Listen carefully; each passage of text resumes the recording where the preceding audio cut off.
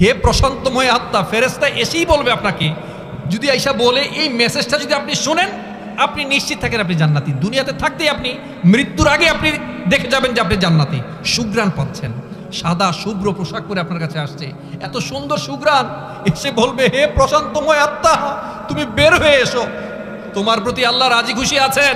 এরকম মৃত্যু চান না বাবাজিরা? চান না আপনারা? চান না? এট দ্য সেম টাইম সমাজের সবচেয়ে ধোঁকাবাজ মানুষ, জালিম মানুষ, অত্যাচারিত মানুষ, সে দেখবে একটা কুৎসিত একটা লোক, এত দুর্গন্ধ তার সামনে আসবে, সে তখনই বুঝবে। এবং মরে যাওয়ার পরও সে বলবে, আমাকে কোথায় নিয়ে যাচ্ছ? সে ভয় পাবে। গোসল করতে নিলে ভয় পাবে, তাকে কাফনের কাপড় পরাতে গেলে ভয় পাবে, কবরস্থ করতে গেলে ভয় পাবে, জানাজা দিতে গেলে সে ভয় পাবে। এট দ্য সেম টাইম আপনি যদি ভালো মানুষ হন, আপনি যদি বিনয়ী মানুষ হন, আপনি যদি আমলদারি মানুষ হন, আপনি যদি মানুষের হক নষ্ট না করে থাকেন, আপনি যদি জুলুম না করে থাকেন, আপনি যদি মানবিক হয়ে থাকেন, আপনাকে যখন জান কবজ করা হবে, আপনি বলবেন, আমাকে তাড়াতাড়ি গোসল দাও, আমাকে তাড়াতাড়ি জানাজা নিয়ে যাও, আমাকে তাড়াতাড়ি কবরস্থ করে ফেলো। এরকম সুন্দর মৃত্যু চান না আপনারা? আল্লাহুম্মা ইন্নাকা আফুউন কারীম ওয়া তুহিব্বুল আফওয়া ফা'ফু আন্না। আল্লাহুম্মা ইন্নাকা আফুউন কারীম তুহিব্বুল আফওয়া ফা'ফু আন্না। আমরা আল্লাহর ভালোবাসা চাই। আল্লাহ পৃথিবীতে যাদেরকে ভালোবাসেন তাদের ভালোবাসা চাই। আল্লাহুম্মা ইন্নী আসআলুকা হুব্বাক ওয়া হুব্বা মান ইউহিব্বুক। আমরা আল্লাহর ভালোবাসা চাই, আল্লাহ যাদেরকে ভালোবাসেন তাদের ভালোবাসা চাই। আমরা সুন্দর মৃত্যু চাই। চাই তো বাবাজিরা? ওয়া কুল্লা ইনসানিন আলজামনাহু তাইরুহু ফি উনুকি। প্রত্যেকের কণ্ঠে আল্লাহ তাআলা এখানে ডিভাইস সেট করেছেন। কি করেছেন বাবাজিরা? একটা রেকর্ডিং, একটা রেকর্ডার সেট করেছেন। আপনি যা করেন সব কিছু রেকর্ড হচ্ছে। এখানে আমি যদি আপনাকে বলি আপনি এই কাজটা কেন করেছেন, আপনি 3টা উত্তর দেবেন, তো আমি এটা করছি নাকি বলবেন না? কত রেকর্ডিং যে আপনারও আছে বাবাজিরা।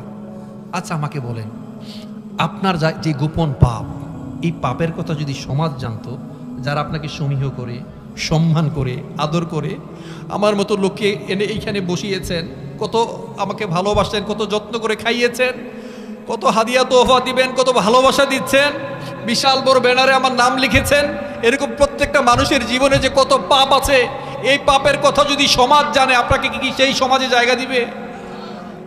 একটাবার ভাবেন তো, আপনার অন্যায় যদি সমাজে প্রকাশিত হয়, আপনাকে জায়গা দিবে? আল্লাহর কাছে কাল হাসরের দিন সকলদের বিচার সবার সামনে হবে, কিন্তু আলেম ওলামা যারা আছেন, কোরআন হাদিসের যাদের জ্ঞান আছে বাবাজিরা, আল্লাহ তাদেরকে পর্দার আড়ালে নিয়ে বিচার করবে। সুবহানাল্লাহ বলবেন না? কোরআনের জ্ঞানটা খুব জরুরি বাবাজিরা, কোরআনের জ্ঞান অর্জন করবেন। ইয়ারফাইল্লাহুল্লাযীনা আমানু মিনকুম ওয়াল্লাযীনা উতুল ইলমা দারাজাত। যাদেরকে কোরআনের জ্ঞান দেওয়া হয়েছে আল্লাহ তাদেরকে সম্মানিত করবেন বাবাজিরা। প্রত্যেকটা দিন কোরআনের সাথে সুসম্পর্ক স্থাপন করেন, নীতি নৈতিকতা অর্জন করেন, আপনার রবের সাথে সুসম্পর্ক তৈরি করেন। আছে এমন কোনো গোপন ইবাদত আপনার, এমন কোনো গোপন আমল আছে বাবাজিরা?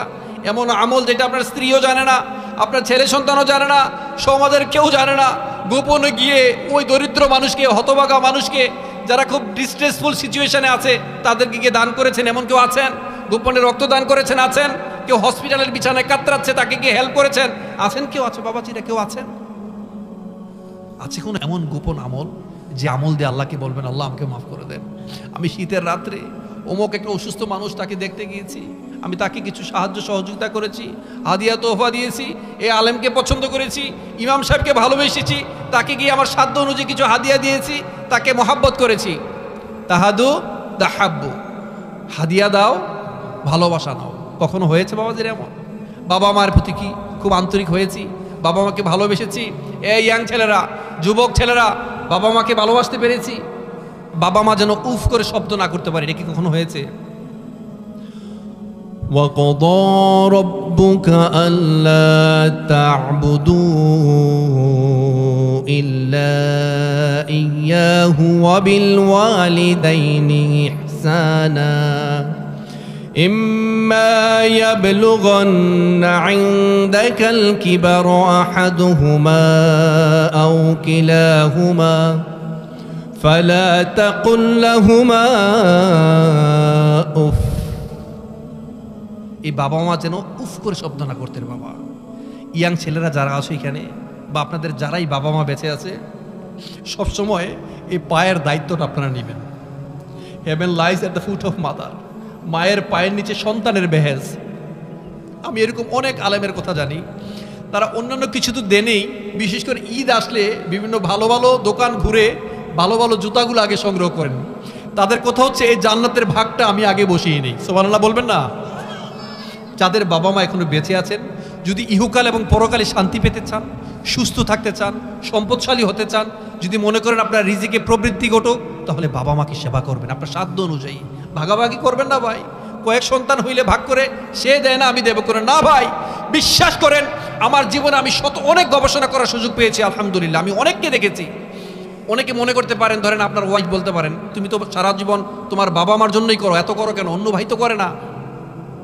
এটা সে হয়তো বা বলতে পারে, কিন্তু দেখবেন, আপনি মিলিয়ে দেখবেন আপনার অন্যান্য ভাইয়ের জীবনটার, ছেলে মেয়েদের জীবনটা দেখবেন, কে সবচেয়ে বেশি প্রতিষ্ঠিত হয়েছে, কে ভালো মানুষ হয়েছে, আপনি দেখবেন। এটা আপনি মিলিয়ে দেখবেন। এই দুনিয়াটা থাকার জায়গা নয়, আমরা চলে যাব। আপনার কবরের বাস পচার আগে আপনার দেহটা পচে যাবে, আল্লাহর সাথে সাক্ষাৎ করবেন। আল্লামা জালালউদ্দিন রুমি খুব সুন্দর করে বলেছেন, মৃত্যু সে তো পর্দা উঠালেই পরম প্রভুর সাথে সাক্ষাৎ। কিন্তু আমাদের ভয় কোথায় জানেন? ওই যে আমরা ঠকিয়েছি, মানুষকে কষ্ট দিয়েছি, জুলুম করেছি, অত্যাচার করেছি। ইন্নাল্লাহা ইউমলিয যালিমা ওয়ালা ইয়াতরুকুহু। আল্লাহ জালেমদেরকে ছাড় দেন, কিন্তু কখনো ছেড়ে দেন না, কখনো ছাড়েন না। সেদিন আল্লাহ বলবেন, ইকরা কিতাবাক কাফা বিনাফসিকাল ইয়াউমা আলাইকা হাসিবা। আল্লাহ সেদিন বলবেন, পড়, তোর আমলনামা তুই পড়। আজকে তোর আমলনামা পড়ার জন্য তুই নিজেই যথেষ্ট।